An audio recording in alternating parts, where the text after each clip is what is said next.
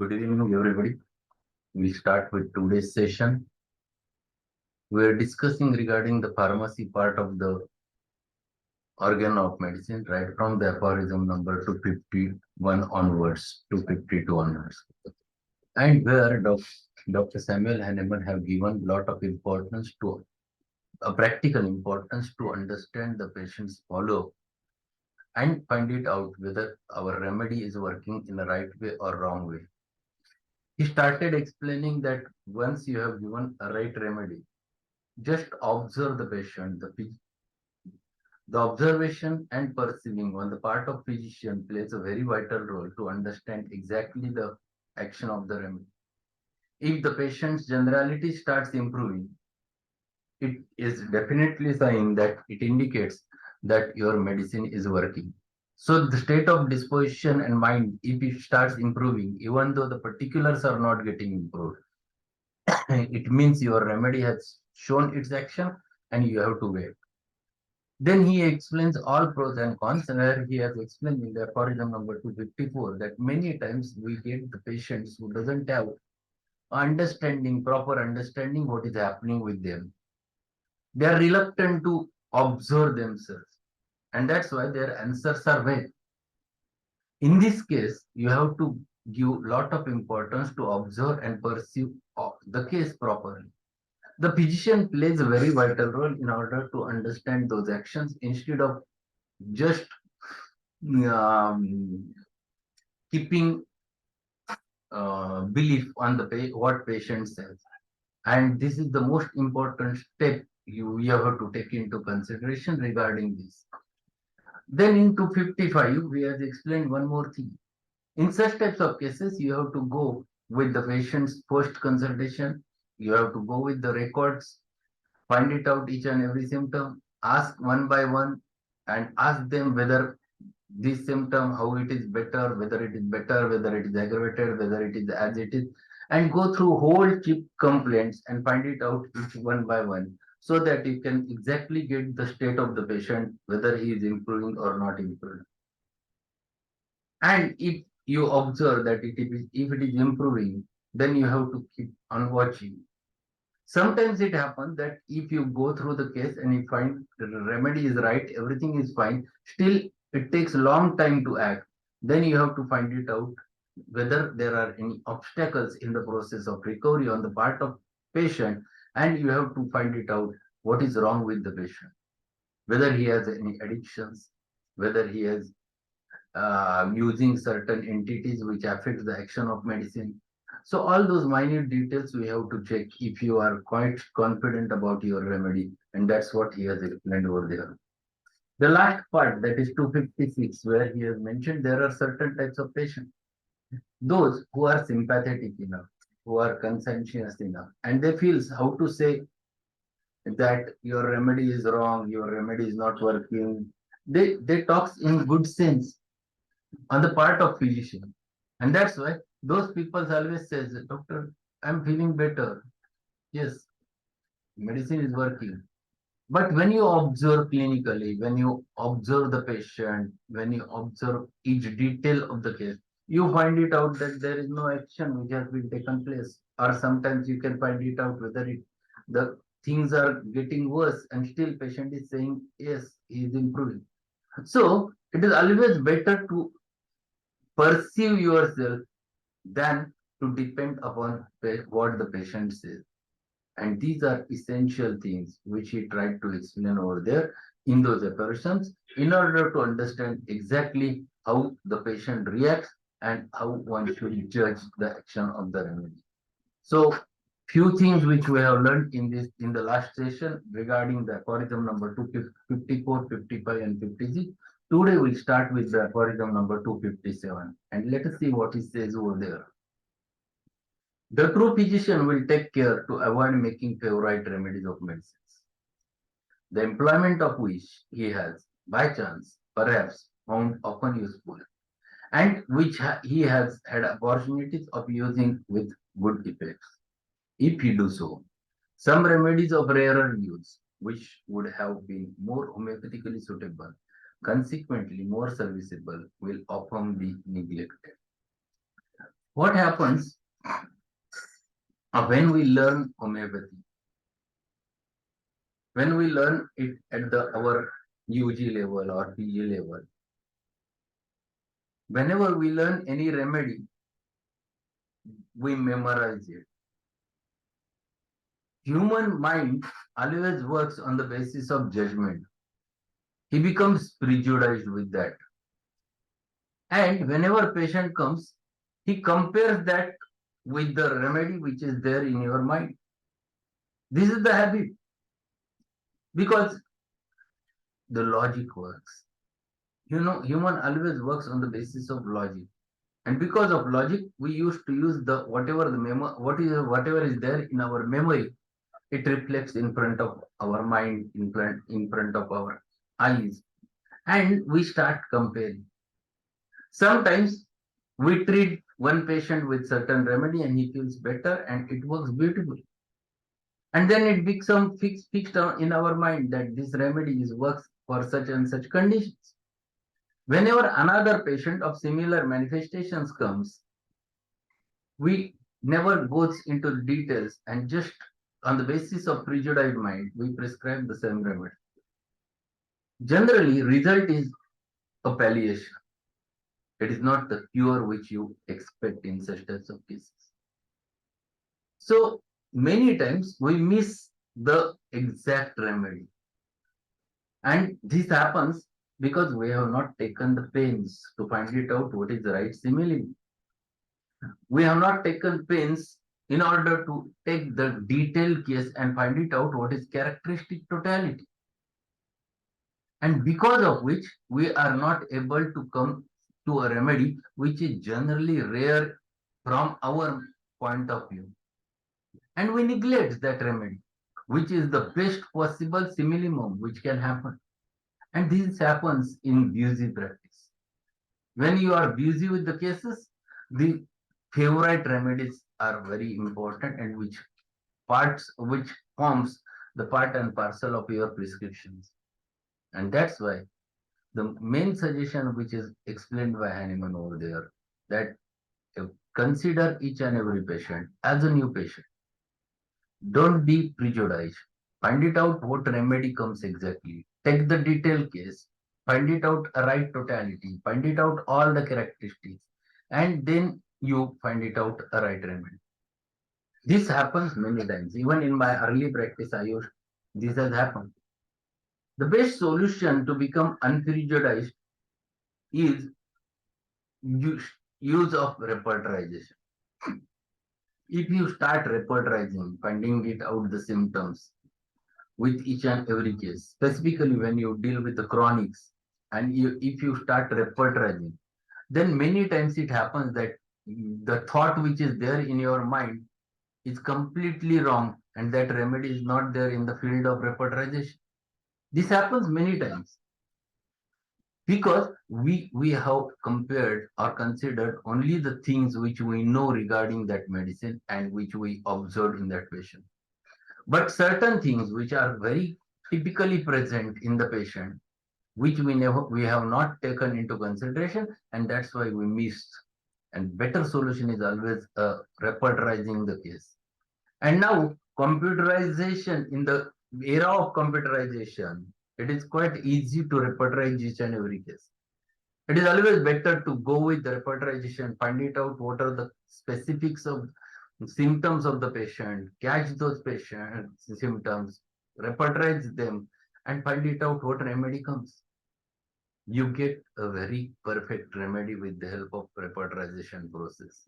And that's why it is necessary to utilize our weapons, utilize our instrumentation, and with which it becomes quite easy task to reach to the right remedy. Many times I have observed that many students avoid repertorizing. They even never utilize the softwares. My suggestion to all of you is take the importance of all those utensils which are available. It was a last 30 years back. It was an era when we have started our practice. There were no computers, just it was the starting of the computer. And people were not using the computers. How much problems we faced. It was very difficult to repertorize each case on the papers and then find it out a remedy. And it was very tedious work, around 2 hours we have to spend to repertorize one case. And it was rather difficult task. Now things are very simple. My suggestion is that you must have your own computer, laptops with proper softwares and utilize them. If you start utilizing them, then you learn many rubrics with the help of that, which we generally never get through the manual repertorization. And that is the one important thing with which you can just search on the in the software and you can find it out what are the different ways with which you can get the remedy. You can get the rubric as well as the remedy. And that's why to become unprejudiced, better solution is always to go with the repertorization method, find it out the characteristics, and to stick to the characteristics of each and every case and find it out a right remedy. So you cannot neglect the rarer remedies and which you can use in your practice. And definitely when you start using new remedies, then you gain again a confidence to prescribe those remedies which you were not, and this happens many a time. So my suggestion to all of you, yes, this aphorism is there for the every practitioner, those who have made their favorite remedies in practice. Instead of that, go with the repertorization and find it out right remedy. Then we'll learn today's session one more aphorism 258. The true practitioner, moreover, will not in his practice with mistrustful weakness neglect the employment of those remedies that he may now and then have employed with bad effect, owing to an erroneous selection from his own fault, therefore, or avoid them for other false reasons, as that they were unhomeopathic for the case of the disease before him. He must bear in mind the truth that the medical agents, that one alone invariably deserves the preference in every case of disease, which corresponds most accurately by similarity to the totality of the characteristics, and that no paltry prejudices, paltry means shullak, tuchya, PLTRY, paltry, prejudices, should interfere with this serious choice. See, very important thing which Hahnemann tries to explain in this apology. What he starts with is the true practitioner. The word which he has used, true practitioner, word which he has used is very important. True practitioner. Who is true? Who follows the whole thing, who follows the cardinal principle, who works along with the direction. Moreover, will not in his practice with mistrustful weakness neglect the employment of those remedies that he may now and then have employed with bad effects, owing to an erroneous selection from his own fault. So it is not just, yes, I feel this is the remedy and I use it. This should not happen. Many a times when I was learning, I used to ask one question to the physician, sir, why you have prescribed this? There are many answers. There were certain practitioners who used to answer, yes, this is the rubric which you find it out, open the repertories, go through the repertory, find it out, right rubric, find it out, remedy, and see this matches or not. Our principal was there, Dr. M.P. Arya sir. He was the repertorian. He never used to prescribe any remedy without repertorization. He used to, when we were interns, we used to sit nearby him. And every case, whenever comes, he used to see those cases which were taken by the uh, students of the clinics, and then we have followed it, and then we have given it to the RS. What he used to do, he used to ask first the intern, what is your remedy? Then we have to give the answer. Then he asks why. You have to answer yes, this is given in repertory, and you have to show the proof. Otherwise, he used to say, साला झूठ बोलता है. This was the sentence which was used to. He used to follow each and every rubric with the case. And he used to explain this is the right way. But there were certain people who used to answer, I feel this is the remedy. No, I feel is not the logic. Logic is not there behind that. Why do you feel? What logic you have utilized? What is the reason? Whether it is there in the Materia Medica, whether it is there in the repertory, what is the totality, whether you have repertorized, or what is your clinical experience. If you are using it clinically, what is your clinical experience? That you have to take into consideration. And all those things matters a lot. So these are very important things which are necessary. So what he says over there is very perfect. That he should not utilize any remedy just on the basis that he feels and he has given. And what he said, with bad effects owing to an erroneous selection from his own fault therefore. So instead of wasting time, doing hard work, finding it out, a rubric, remedy, all those things, instead of that, yes, I feel, and he writes the prescription. This is erroneous fault. This is erroneous prescription. Or avoid them for other false reasons. So because of some reasons, he avoids doing the hard work. Hahnemann says this is not followed. This should not happen. As that they were unhomeopathic for the case of the disease before him. He has used those remedies are unhomeopathic. So they are not at all homeopathic. They are not at all similar. And then the question arises that they act only as a palliative, but never cures the patient. Many times it happens that they are partial similar and patient never recovers because of it.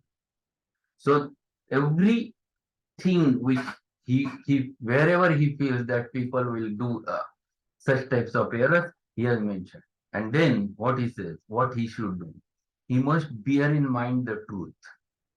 काय म्हटले? Every physician should bear in mind the truth that of the medicinal agents that one alone invariably deserves the preference in every case of disease, which correspond most accurately by similarity to the totality of the characteristics. And word which he has used, totality of characteristic symptoms. That is the word which he has used. You should match your remedy to the totality of the characteristic symptoms. And that remedy is the patient's remedy. So this should be born in the mind. And what is it? And that no paltry prejudices should interfere with this serious choice. So you should be very serious while choosing the remedy. You should be very hard worker, industrious, serious regarding the patient and patient's complaints, the patient's case, the totality, everything. And then it is possible to judge and find it out a right remedy. See, he is taking into consideration all those things. So this is very important thing which he has mentioned over here.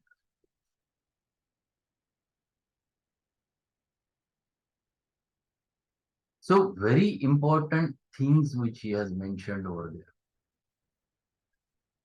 These are the things which we learn. We have to learn. We have to understand who is a good teacher. From him you can learn a lot. I have learned a lot from Dr. Arya sir. Yes, I used to sit with him in his college OPD. And he was really a wonderful person who used to ask you to open the repertories every time. Because of him, we got the habit of using the whole repertory.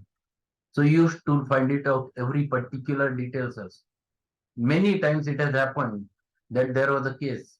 There was a case, patient was brought, 13 years girl like this. This was the and she was there in front of him and intern who has taken a case and he asked, Rasal, kya dena? I said, sir, plumbum में क्यों? Sir, it is there in the report. झूठ बोलता है नहीं.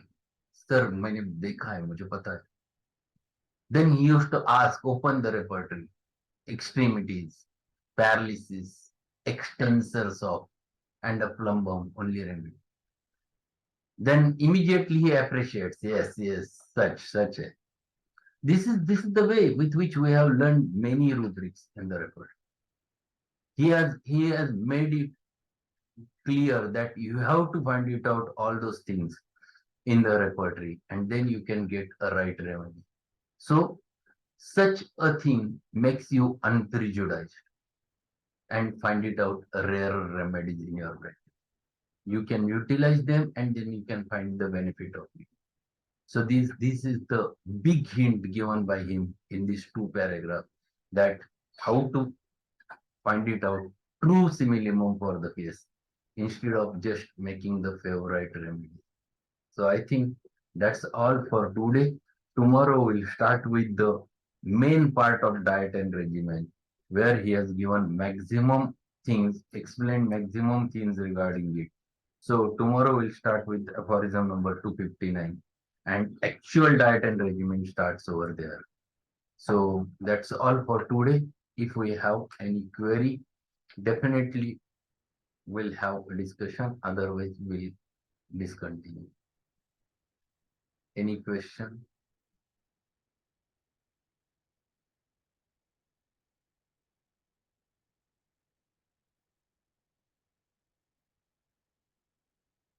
So we'll conclude the session and we'll meet tomorrow with the next aphorism. Okay?